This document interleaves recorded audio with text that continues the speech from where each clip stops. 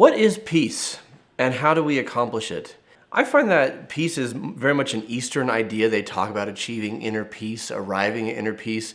Here in the West, we talk about I'm stressed, I'm anxious, I'm overwhelmed, and I want to not feel that way anymore.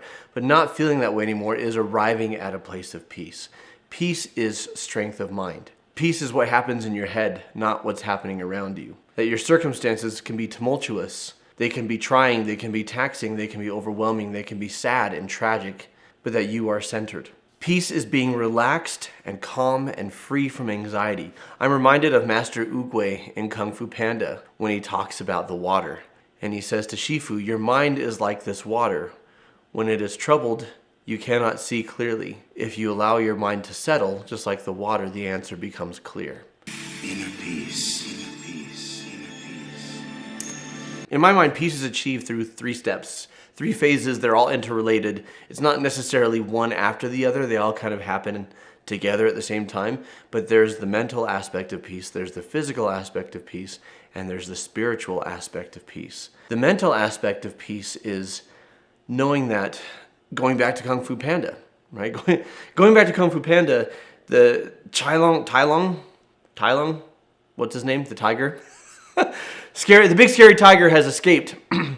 And Shifu's freaking out, and Oogway is just as worried as everybody else, but he knows that if he's panicked, if he's overwhelmed, if he's freaking out, then he's not going to think clearly. So even though he's worried, he is calm. And he keeps his calm because he knows that's how he's going to be able to find the solution with everybody.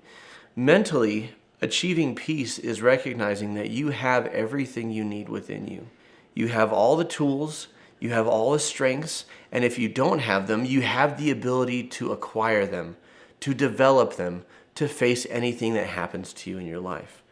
For me, mental peace has come from the terrible hard things that I've been through, surviving them, coming out the other side, and being able to feel happy again, even if it took me months or years to get back there, realizing that I have it in me to survive and thrive after almost anything. I also think that peace comes from being centered on something greater than yourself. Then there's the physical component of peace. If you think of anxiety or stress or fear or sadness as the opposite of peace, what are you experiencing? You're experiencing arousal, right? You're experiencing your heart is pounding. Your breathing is accelerated, your muscles are tensed up. You find that your thoughts are racing and you're having a hard time focusing and concentrating. Breathing slow and deep, as cliche as that is, to breathe slow and deep. We talk about box breathing. I learned this from Alicia, where you breathe in, hold, breathe out, hold, in, hold, out, hold. Right? And you do that for a minute or two to slow down your heart rate, to increase blood flow and oxygen to the brain so that you can think clearly, and to calm your muscles and to soothe your entire body and to actually in your mind go through the muscle groups from your head to your toes and relax them like a system shutting down. And you find that once you do that, you're much more clear-headed and much better able to face whatever is going on for you. And you can't always, sometimes you have to do variations. If I'm driving, I don't take my hand off the wheel and do this, but I will still breathe and bring myself to this place of calm. If my kids have upset me and I don't want to lash out at them and be mean and yell at them, then I will breathe. My kids know that when Dad's breathing, it's time to just back away, right? He's a man on the edge. Just let him breathe through this, right? We talk about meditation and yoga and swimming and exercise. You know, what are things that help you to clear your mind of all the many things that are happening and focus in on one thing? When we get overwhelmed, it's often because we've got too much stimuli, either external or internal in our brains. So to tune it all out, this is another reason why we watch movies and TV shows and read books and listen to music. It helps us to hone in our mind on just one thing. And that physically and physiologically helps us to soothe and helps us to get into a place of peace. The physical component of peace is relaxing your body, that you carry stress and tension in your muscles, in your mind, that can affect your health, that can affect your immune system.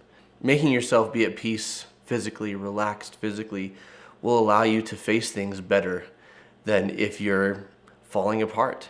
And then the spiritual component of peace is, what is your connection to something greater than yourself? For some people, that's a God thing. For others, it's nature, it's their community, it's the world around them, it's their family, it's their loved ones.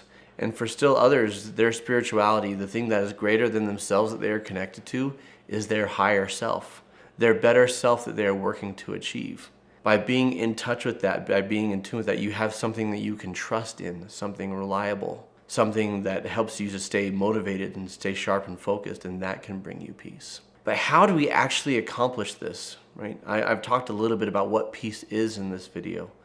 We've got another of moving towards peace, where I'm actually going to take you through the steps when you are disturbed, when you are stressed and anxious, when you are freaking out, how to actually arrive there. So now that we've talked about what peace is, how do you achieve it, both in the moment and across the lifetime? I've got a whole other video on that for you, so check it out. Until next time, keep shining because we need your light.